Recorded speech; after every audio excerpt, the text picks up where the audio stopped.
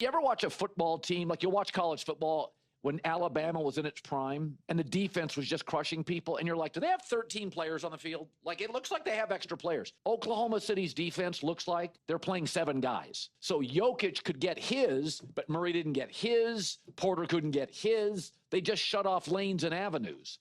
And just think about this. So Oklahoma City against a much better West was 39-13. So they dominated the West. They were 29-1 against the East. So you're asking yourself, are the Pacers and the Knicks, which starts tonight, are they just playing for second place? So Ant Edwards didn't have a great night, didn't get a lot of shots, sometimes invisible. I think he's going to have 4 or 5 games where he scores 30+, and I'm not sure you can do this. This is just a defense where a lot of these guys are just entering their athletic prime. Long, twitchy, fast, and Jokic is a great example. They really cut Jokic's passing lanes. So the Joker could score, but the passing lanes got cut down. And Jokic is a much more totally refined offensive player than Ant Edwards. Here's what's scary. Oklahoma City's average age is 25 for a team that won 68 games by an average winning total of 13 points. So it's by the second half, once Julius Randle's threes didn't drop, this looked like a total mismatch.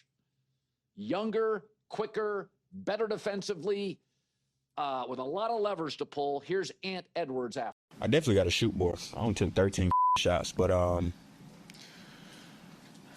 say probably just get off the ball a little more, play without the ball. I think that'll be the answer, because playing on the ball, they just gonna double and sit in the gaps all day. They clog the paint. That's what they do. They don't got much size down there, so they banking us not making shots, I guess, because every time I go to the rim, it's like 4 people in the paint. So, yeah, I guess they just be clogging the paint. They put like 4 bodies in the paint and make you kick it out. So just keep making the right play. Now, here's the good news for Minnesota. They'll eventually going to go play at home, where they're really good.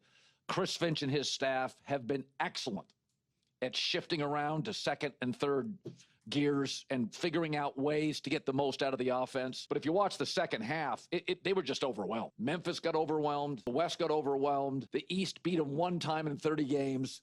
Oklahoma City looked really good, led by defense. Of course, SGA is excellent. He gets the whistle. But I think the core of this thing is the depth, the roster construction, the aggressiveness of the defense.